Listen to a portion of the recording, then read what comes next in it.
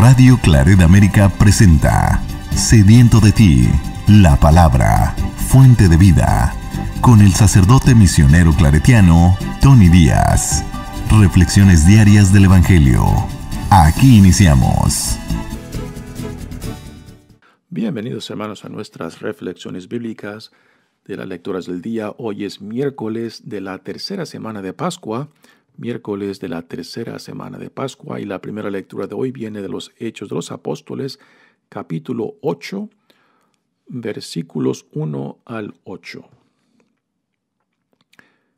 El mismo día de la muerte de Esteban, se desató una violenta persecución contra la iglesia de Jerusalén, y todos, menos los apóstoles, se dispersaron por Judea y por Samaria.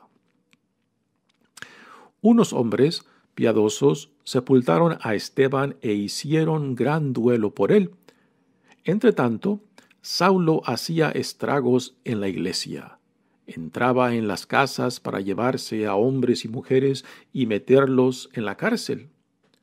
Los que se habían dispersado, al pasar de un lugar a otro, iban difundiendo el evangelio.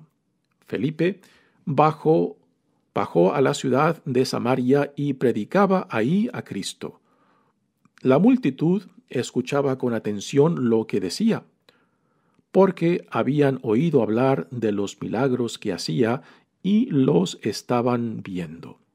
De muchos poseídos salían los espíritus inmundos, lanzando gritos, y muchos paralíticos y lisiados quedaban curados.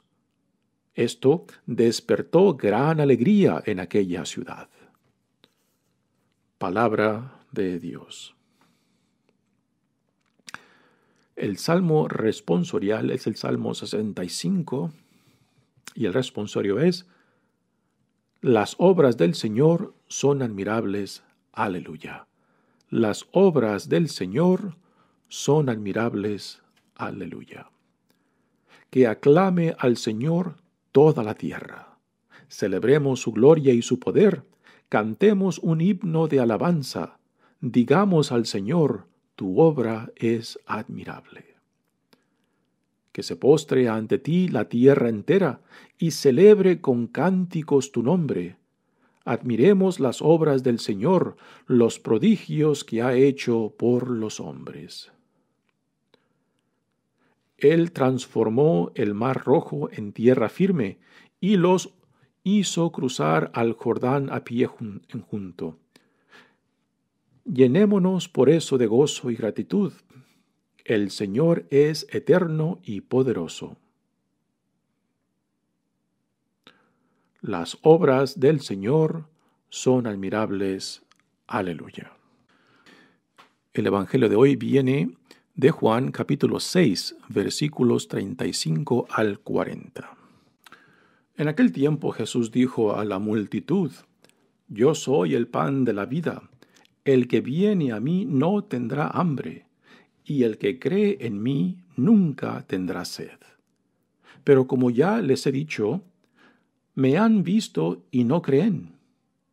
Todo aquel que me da el Padre viene hacia mí, y al que viene a mí yo no lo echaré fuera, porque he bajado del cielo no para hacer mi voluntad, sino la voluntad del que me envió. Y la voluntad del que me envió es que yo no pierda nada de lo que él me ha dado, sino que lo resucite en el último día. La voluntad de mi Padre consiste en que todo el que vea al Hijo y crea en él tenga vida eterna, y yo lo resucite en el último día. Palabra del Señor. Muy bien, damos comienzo a nuestra reflexión de las lecturas de hoy. Continuamos leyendo de lo que sucedió después del martirio de Esteban, después de que fue llevado al Sanedrín, y ahí, pues prácticamente, aunque no pronunciaron condena, las acciones que llevaron a cabo de de caer sobre él y sacarlo de la ciudad de Jerusalén y ahí matarlo a pedradas, pues esa es la condena a muerte a pedradas que se llevaron a cabo.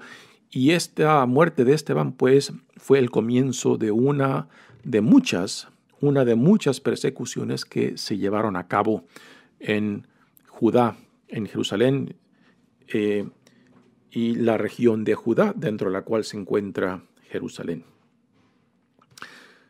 Y aquí, pues, tenemos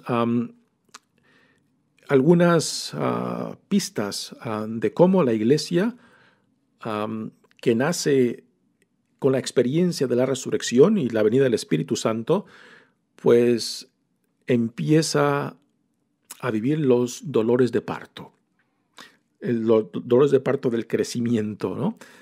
De cómo esta misma persecución que provoca la muerte de Esteban, el primer mártir, y de muchos otros, y del sufrimiento de aquellos que tienen que huir, pues se convierte también en fuente de vida misma de este pequeño movimiento, de esta iglesia. Y es esta persecución que después forza a estos primeros cristianos a huir. Pero este huir no fue un huir a escondidas, no fue un huir en rechazo de la fe, sino todo lo contrario.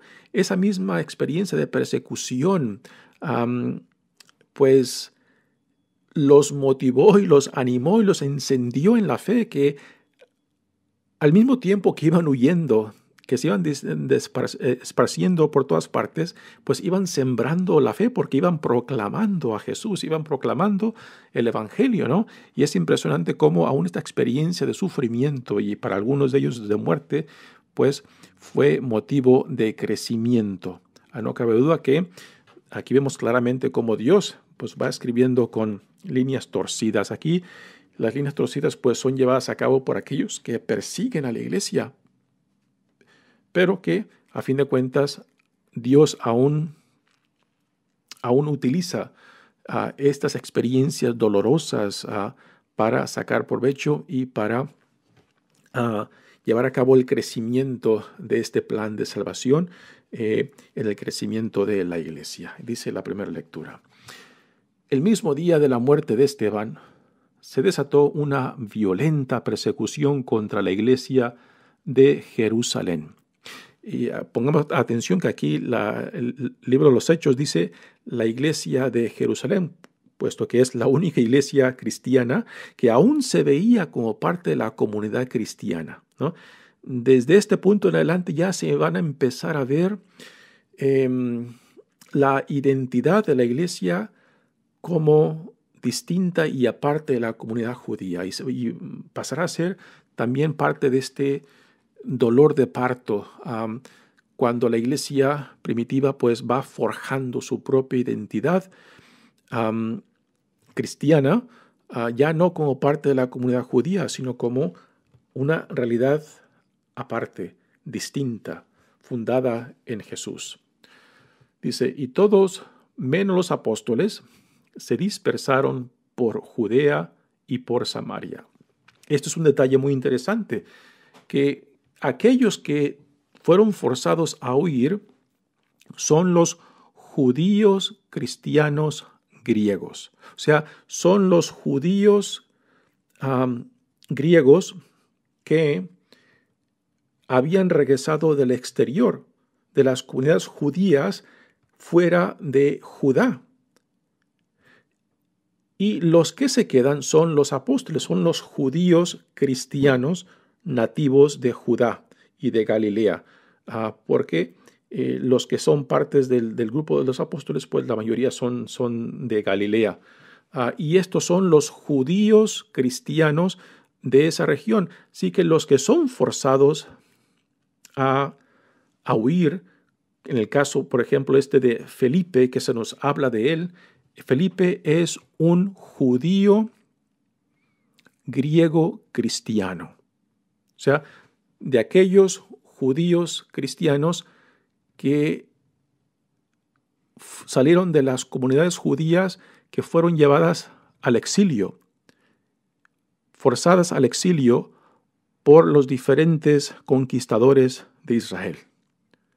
Y estos son los hijos o los nietos o bisnietos de estas comunidades judías afuera de la región de Judá, pero que son partes de la comunidad judía. Y estos judíos, griegos, cristianos, pues es muy posible de que son multilingües, de que hablen entre el arameo, el lenguaje hablado de la comunidad judía del tiempo de Jesús, y que hablen también el griego y también algunas otras lenguas de las regiones del Imperio Romano de donde ellos vienen y que ahora son parte de la comunidad judía cristiana en Jerusalén. Así, espero de que esto haya aclarado un poco. Así que los que están huyendo son los judíos griegos cristianos. Estos son, y entre ellos se nos menciona a Felipe.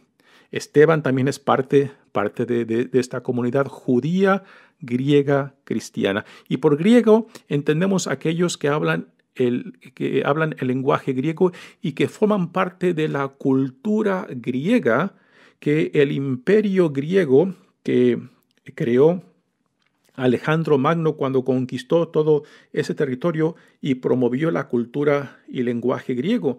Después del imperio griego, pues vino el imperio romano.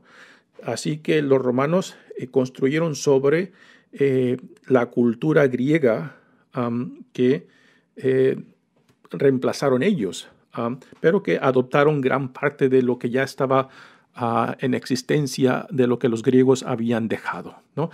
Y los judíos griegos, pues porque viven fuera de Jerusalén, fuera de Judá, pues han absorbido tanto la cultura como la lengua griega.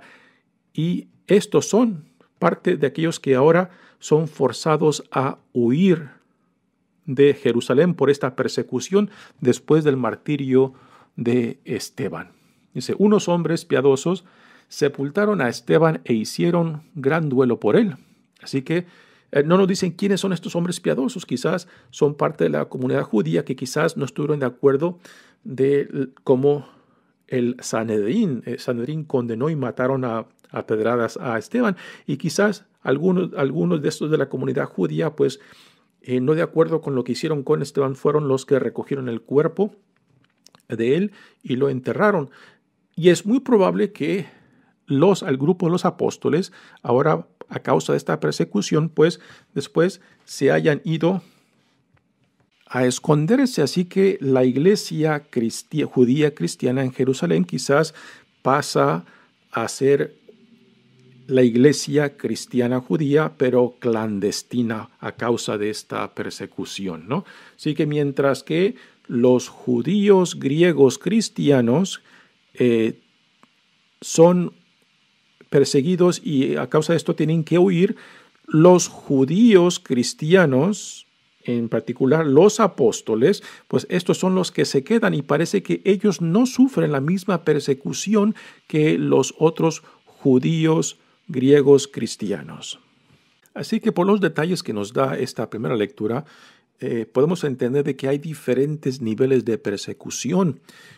Los judíos griegos cristianos son los que parecen recibir una persecución más dura que los forza a abandonar el territorio de Judá, mientras que los otros, podemos decir los judíos netos cristianos, como los apóstoles, pues parecen no recibir esa misma intensidad de la persecución.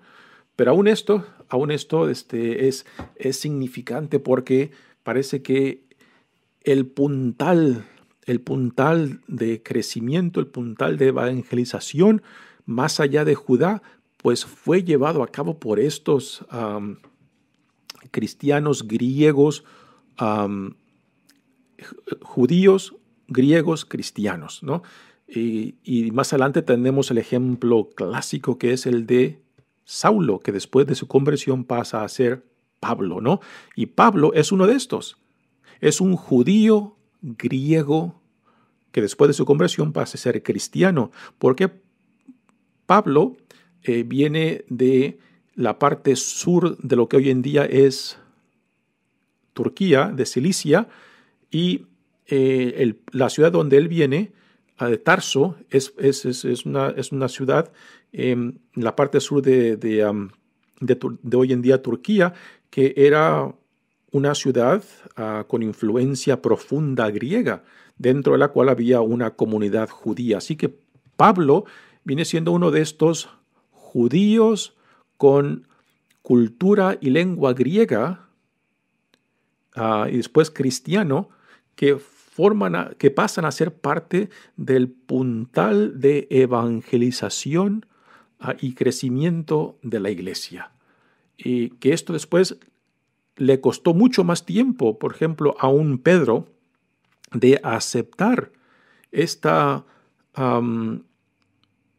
impulso del Espíritu Santo para ir más allá de los límites judíos, ¿no? Y esto, Pedro representa esa dificultad de ir más allá de lo judío, cuando Pablo representa el impulso del Espíritu Santo a ir más allá de los límites de la comunidad judía en torno al plan de salvación de Dios. Y esta es una dinámica muy interesante que a veces no apreciamos mucho, ¿no? Como aún en los principios de la iglesia cristiana, pues ya tenemos esta dinámica, ¿no? A veces se manifiesta una dinámica muy tensa entre la visión del cristianismo de Pablo y la visión del cristianismo de Pedro. Y a últimas podemos decir que fue Pablo quien saca la visión del cristianismo adelante, y que Pablo, a fin de cuentas, pues llega también, digamos, a entender y a aceptar esa dinámica del Espíritu Santo de ir más allá de los límites del judaísmo. Así que aquí dice la lectura: unos hombres piadosos sepultaron a Esteban e hicieron gran duelo por él. Entre tanto, otra vez se nos menciona a Saulo, que todavía no ha vivido su conversión. Saulo hacía estragos en la iglesia, entraba en las casas para llevarse a hombres y mujeres y meterlos en la cárcel, ¿no? Esto nos da una idea impresionante de cómo Pablo, celoso por su fe judía, ¿no? Y con órdenes del Sanedrín, pues entraba a casas de aquellos que profesaban ser seguidores de Cristo, y los arrestaba y los llevaba al Sanedrín para que fueran juzgados y para que fueran condenados, ¿no? Hasta esto llegaba el celo. Y aquí podemos ver cómo el impulso de persecución ya no es guiado tanto por los saduceos, que era un grupo minoritario dentro de la comunidad judía, pero con gran influencia política y social. Pero aquí Saulo es parte de la comunidad de los fariseos, y son los fariseos los que llevan a cabo esta persecución, porque ellos no tienen el mismo miedo de que Roma venga y ponga paz en este crecimiento dentro del judaísmo, y de que los saduceos puedan perder su posición política, económica. Los fariseos no tienen esos riesgos, y quizás por eso son ellos los que se lanzan y son el empuje de esta persecución, y que aquí será encabezada, por lo menos desde el punto de vista de los Hechos de los Apóstoles, por este hombre Saulo, que después pasa a llamarse Pablo. Dice: los que se habían dispersado al pasar de un lugar a otro iban difundiendo el evangelio. Aquí esta palabra dispersar es muy interesante. Por una parte, la palabra dispersar hace referencia a la necesidad de ellos de tener que huir. Se dispersaron, ¿no? Pero también esta palabra dispersar hace referencia a ir plantando, dispersar semillas, ¿no? Pues, ¿y cuáles son las semillas? Las semillas son el evangelio, ¿no? Pero también ya aquí se va añadiendo el testimonio del martirio de Esteban. Y como dice el refrán, la sangre de los mártires son las semillas de nueva fe para aquellos que escuchan el testimonio de los mártires. Pues aquí tenemos en estas palabras de esta lectura de los hechos de los apóstoles, un ejemplo bien claro cómo este dispersarse, el tener que huir, forzados a huir, también es fuente de nueva vida, porque van sembrando la fe en la medida que van huyendo. Así que no van huyendo a escondidas, no van huyendo renegando, todo lo contrario, van huyendo pero con cierta energía y dinamismo y convicción de que aún esa persecución es fuente de vida, porque se ven unidos a la misma pasión de Jesucristo. Y porque han vivido la resurrección de Jesucristo, pues saben que la muerte no los puede destruir. La muerte en Cristo ha sido vencida, así que ¿qué se le puede hacer a una persona que vive con esta convicción de que la muerte no los puede tocar, de que la muerte ha sido conquistada, de que la muerte no es el fin de la vida? Pues una persona que vive con esta convicción, pues no hay forma de detenerlos, ¿no? Y es esta la energía con la cual estos hombres y mujeres perseguidos, pues ahora se lanzan y al ir huyendo van sembrando la fe de Cristo, proclamando el Evangelio, proclamando también la resurrección y ahora también añadiendo pues el testimonio del martirio de Esteban. Y aquí se nos presenta a otro personaje muy interesante, a Felipe, que es uno de estos que fueron junto con Esteban, que fueron escogidos para ser diáconos, pero que ahora lo tenemos como un tremendo evangelizador, proclamador y también dando testimonio del poder de Dios y de Jesucristo y del Espíritu Santo por medio de sus obras de sanación, de expulsión de demonios y de otras cosas.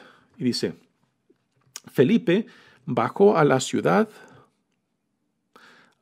de Samaria y predicaba ahí a Cristo. Así que de Samaria, dice que bajó a Samaria, pues Jerusalén está en un cerro, así que esa idea de que bajaron a Samaria está al norte de Judá y está hacia el oeste de Galilea. Así que Samaria, no hay una ciudad Samaria en sí. Es muy probable que por Samaria se refiera a la región. Y los samaritanos pues eran parientes de los judíos en cuestión de sangre, en cuestión de culto, pero que hasta cierto punto en la historia de Israel se fueron separando cuando fueron conquistados por Asiria y después entró pues una mezcla con otros pueblos. A últimas, los judíos pues veían como raza inferior a los samaritanos, pero históricamente están conectados por medio de sangre, cultura y religión. Y es en Samaria a donde se va Felipe, y ahí la proclamación del Evangelio, la proclamación de Jesucristo, pues parece que da muchos frutos, y nos dice: la multitud escuchaba con atención lo que decía Felipe, porque habían oído hablar de los milagros que hacía y los estaban viendo.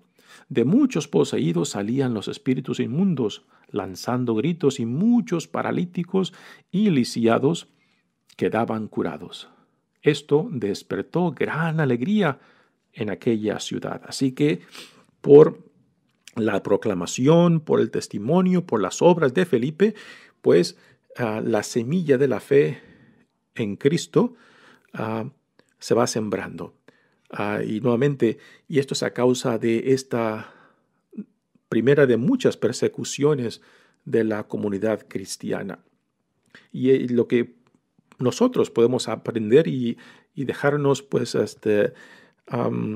infundir de este celo de estos primeros cristianos, desde que como viendo su experiencia aún de persecución por medio del lente de la fe y del encuentro con Cristo resucitado, pues esa misma persecución, ese mismo sufrimiento se convierte en algo diferente.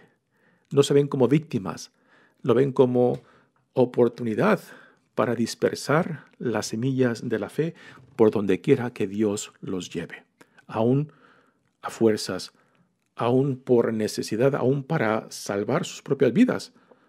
Pero aún esa experiencia no se dejan definirse como víctimas. Y esto es algo muy importante de entender, porque es tan común para nosotros hacernos la víctima, jugar a la víctima, ¿no? Cuando vivimos algún sufrimiento. Y esto simplemente no lo vemos. No lo vemos en estos hombres y mujeres que vivieron grandes dificultades y que ahora, pues a causa de la persecución, son forzados a huir. Pero repito, no es un huir de víctimas, no es un huir en el cual rechazan o abandonan la fe, todo lo contrario. Se identifican plenamente con la pasión de Cristo y al identificarse con esa pasión también se identifican con la resurrección porque saben que en la resurrección de Jesucristo la muerte misma ha sido vencida. ¿Y qué le puedes hacer a alguien que viva con esta convicción? Muy bien, pasemos ahora al Evangelio de hoy. De Juan, capítulo 6, dice, y Jesús continúa con el tema del pan del cielo, el pan bajado del cielo. Dice, en aquel tiempo Jesús dijo a la multitud, yo soy el pan de la vida, el que viene a mí no tendrá hambre, y el que cree en mí nunca tendrá sed. ¿Okay?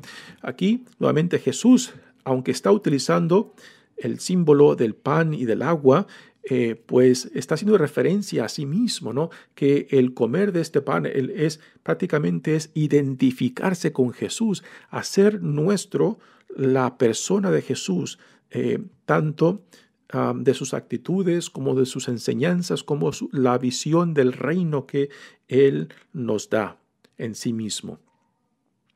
Y lo que Él modela de su relación con Dios Padre. Así que Jesús no simplemente nos da palabras, sino nos da un testimonio de vida de su propia relación de intimidad y confianza con Dios Padre, de donde sale, de donde fluye toda su vida. Sí, pero como ya les he dicho, me han visto y no creen. Me han visto y no creen. ¿Por qué algunos que vieron a Jesús creyeron y otros que también vieron lo mismo? ¿Por qué no creyeron? Pues aquí el evangelista Juan utiliza, según dicen biblistas, que hay diferentes formas de ver, ¿no? Y la palabra griega que aquí el evangelista Juan utiliza es la palabra ver, pero con un sentido de contemplar. Y contemplar algo, contemplar una persona, contemplar una experiencia es muy diferente a simplemente ver. Es lo que Jesús, también los evangelios dicen, ustedes ven pero no ven. Escuchan pero no oyen. Pues igualmente, ¿no?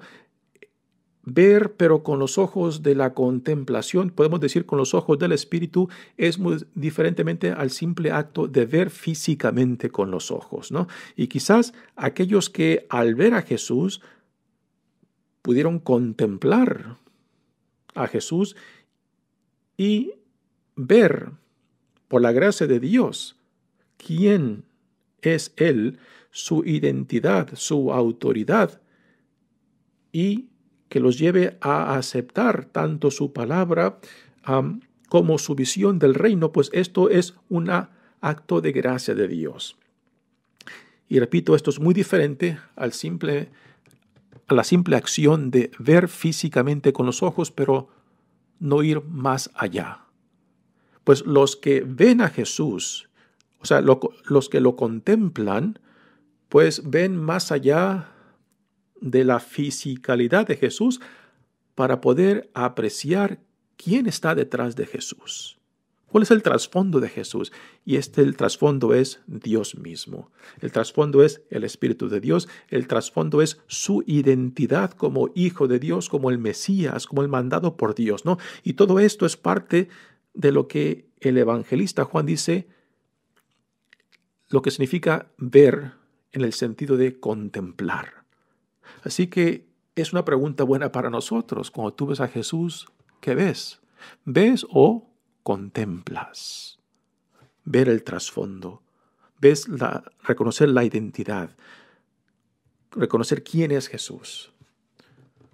Así que aquellos que no fueron más allá de la vista física, pues son los que no creen en Él, son los que no lo aceptan, son los que lo rechazan activamente. Todo aquel que me da el Padre viene hacia mí, y al que viene a mí yo no lo echaré fuera, porque he bajado del cielo, no para hacer mi voluntad, sino la voluntad del que me envió. Aquí nuevamente Jesús claramente dice, ¿no? Él no viene por sí mismo, no viene hablando por sí mismo, viene hablando acerca de aquel que lo ha mandado, y todo en torno a Él está enfocado con aquel que lo ha mandado. Jesús constantemente apunta hacia Dios Padre, pues desde ahí Él ha venido y ahí a Él ha de regresar. Dice, y la voluntad del que me envió es que yo no pierda nada de lo que Él me ha dado. Por eso finalmente poder venir a Cristo es también una acción de Dios Padre por medio del Espíritu Santo que nos atrae, que nos llama, ¿no? Y esta capacidad de responder y de escuchar y de dejarnos atraer, pues esto también es inspiración de Dios. A Cristo solamente vamos cuando nos dejamos influir, cuando nos dejamos atraer, cuando nos dejamos llamar hacia donde Él nos llama. Y esto es gracia de Dios. Sí. La voluntad de mi Padre consiste en que todo el que me vea, el que vea al Hijo y crea en Él, tenga vida eterna y yo lo resucite en el último día. Y por vida eterna, para Jesús simplemente es esto, es identificación completa y total con Él. Con la totalidad de su persona, sus enseñanzas, su visión del reino, su relación de intimidad y confianza con Dios Padre. Todo esto es parte del creer en Jesús. Muy bien, hermanos, mi nombre es Padre Tony Díaz, misionero claretiano. Que Dios los bendiga. Radio Claret América presentó Sediento de ti, la palabra. Fuente de vida. Sus comentarios son importantes. Contáctenos en radioclaretamerica@gmail.com.